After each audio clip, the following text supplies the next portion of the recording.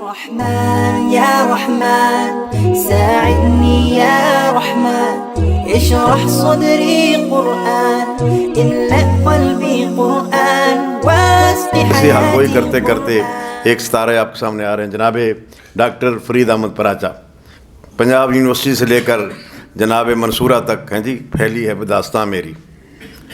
جناب نائب امیر جماعت اسلامی پاکستان اور صدر مجلس منظمہ ادارہ ماحول اسلامی. بسم اللہ الرحمن الرحیم.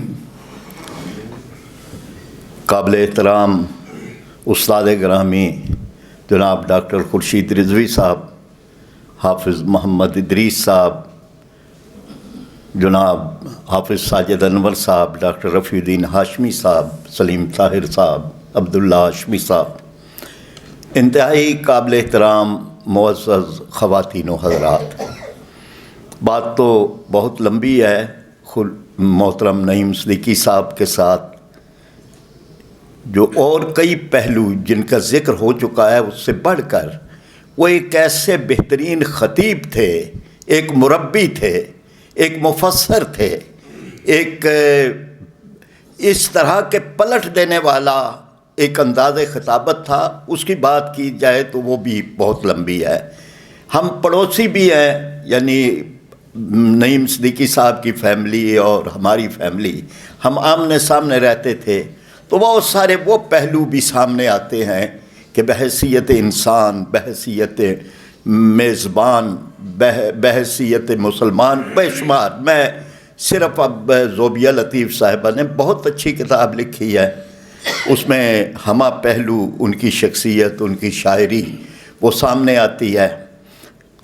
اور یہاں جو گفتگو ہوئی ہے اس حوالے سے بھی میں عرض کروں گا کہ ادب برائے ادب اور ادب برائے زندگی، اس سے ایک تیسری تحریک اسلامی ادیبوں نے شروع کی تھی، اور وہ تھی زندگی برائے بندگی.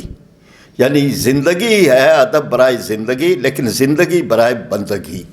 تو ایک بڑی تحریک ہے چراغ راہ اور جہان نو اور پھر فاران، اور میں بہت سارے وہ بھی پہلو ہیں. یہ وہ دور تھا کہ جب ٹین ایجرز میں، اسٹوڈنٹ میں انقلابی شاعری بڑی پسندیدہ تھی. فیض احمد فیض، ساحر لدھیانوی ان کے نام تھے، اور بہت سارے. اب آپ کا اندازہ لگائیے کہ اگر نعیم صدیقی صاحب کے پیچھے بھی کوئی ترقی پسند تحریک ہوتی اور اسی طرح ایک دوسرے کے لیے ستائش باہمی والا کوئی نظام ہوتا، تو نعیم صدیقی صاحب کی شاعری کیا ہے آپ دیکھیں. ہماری ہستی ہی کیا ہے آخر، بس ایک آوازۂ صداقت، بس ایک شمع فضائے ہستی. دبا سکو تو صدا دبا دو، بجھا سکو تو دیا بجھا دو. صدا دبے گی تو حشر ہوگا، دیا بجھے گا تو صبح ہوگی. اس سے بڑھ کر انقلابی کلام کیا ہے؟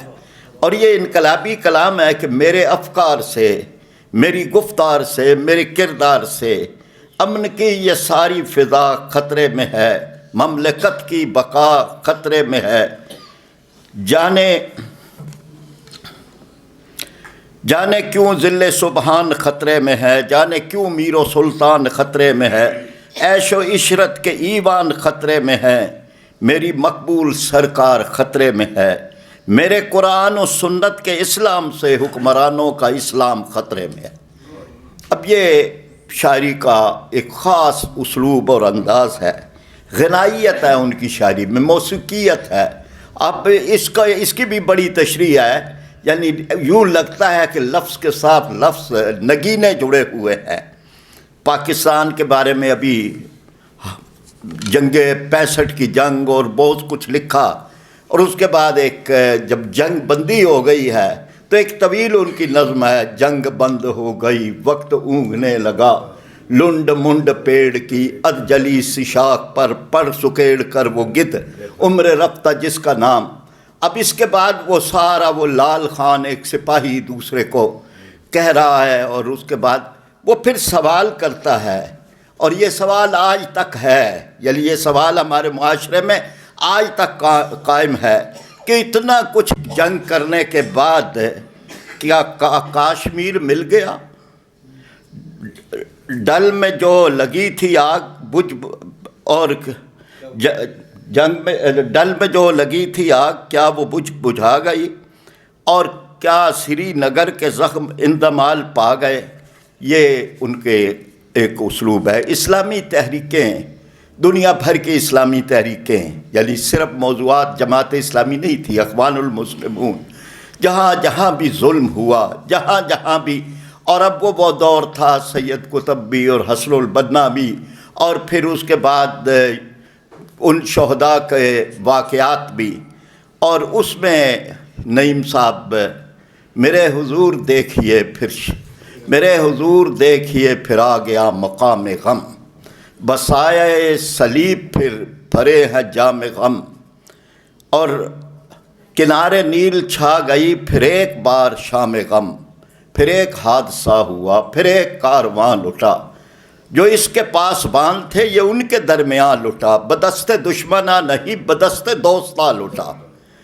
نعیم صاحب ایک، اور یہ بڑی لمبی یعنی ان کی وہ نظم بھی ہے، اور اسی طرح سے انہوں نے اس پہ جب جیلوں کے اندر لوگ گئے اور جماعت پہ پابندی لگی تو ان کی ایک نظم بلکہ غزل ہے کہ نشان گلشن کی جستجو میں، نشان گلشن کی جستجو میں نسیم خانہ خراب گم ہے، کہیں نہ بلبل نہ کوئی قمری کہ سرو گم ہے گلاب گم ہے، اور تمہارے اس چہرہ کتابی کی روشنی میں کئی شبوں تک کتاب الفت کو ہم نے دیکھا، وفا کا پہلا ہی باب گم ہے، اور سنا ہے صحرا سے آ کے لیلا تلاش کرتی ہے بستیوں میں، کہاں پہ کھویا وہ کیسے آمر کدھر وہ عشق خراب گم ہے، اور حضور رحمت میں لائے مجرم مگر فرشتوں نے معذرت کی، رقم تھے جس میں گناہ اس کے وہ ساری فرد حساب گم، کچھ بھی نہیں تھا سی آئی ڈی والوں کے پاس۔ تو یہ نعیم صاحب کی، پھر اس کو بیان کریں تو عربی ادب کے ساتھ ابھی ہمارے حافظ ساجد انور صاحب عربی ادب کا بڑا ہی یعنی شاعری کا، یہ شاعری تو جو انہوں نے حافظ صاحب نے سنائی، یہ شاعری تو وہ ہے کہ جس کو ایک بڑا مقام حاصل ہے، لیکن جو جاہلانہ شاعر دور جاہلیت کی شاعری تھی اس کے اثرات اردو ادب اور اردو شاعری پہ ہیں کہ اذا وجدت آوار الحب فی قبدی اردت نحو سقاء القوم ابتردو ھذا بردت ببرد الماء ظاہرۃ فما للنار علی الاحشاء ابتردو، جو آگ لگائی تھی تم نے اس کو تو بجھایا اشکوں نے، جو اشکوں نے بھڑکائی ہے اس آگ کو ٹھنڈا کون کرے۔ یہ عربی شاعری، اردو شاعری، اس کے اوپر میں بہت زیادہ چیزیں ہو سکتی ہے لیکن میں اختصار کی طرف۔ تو نعیم صاحب نے بھی کفا نب کے من ذکرہ حبیب و منزلی، اس کا سواد بانت سواد، اس کا ان کے کلام کے اندر وہ اس شاعری کا بڑا حوالہ ہے۔ پھر قرآن پاک ہے وہ، یعنی سارا کلام ہی ان کا، جس طرح اقبال کا کلام ہے یوں لگتا ہے کہ قرآن پاک کی ہی ترجمہ ہے ان کے، اشداء علی الکفار رحماء بینہم، ہو حلقہ یاراں تو بریشم کی طرح نرم، اور رزم حق و باطل ہو تو فولاد ہے مومن۔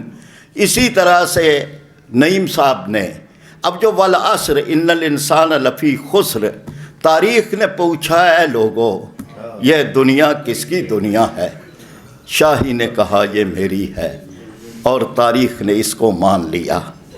پھر تخت بچھے، ایوان سجے، گھڑیال بجے، دربار لگے، تلوار چلی اور خون بہے، انسان لڑے انسان مرے، دنیا نے میں آخر شاہی کو پہچان لیا پہچان۔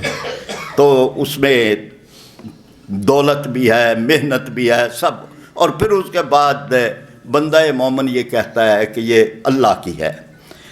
آخر کے اندر میں بات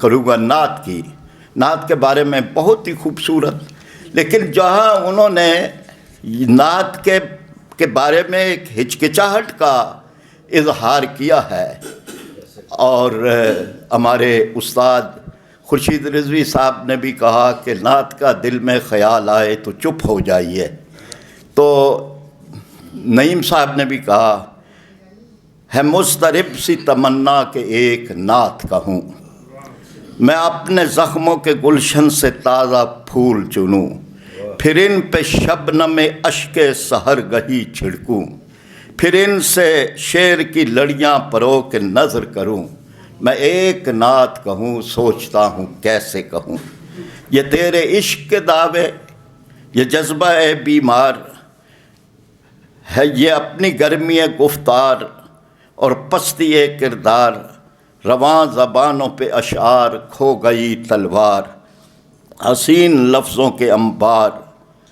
تو نعیم صاحب نے ہمہ پہلو ہمہ جہت بہت کچھ لکھا ہے، اتنا کچھ ہے کہ اگر اس پہ کئی اور مقالے لکھے جائیں، کئی پی ایچ ڈیز ہوں تو کم ہے۔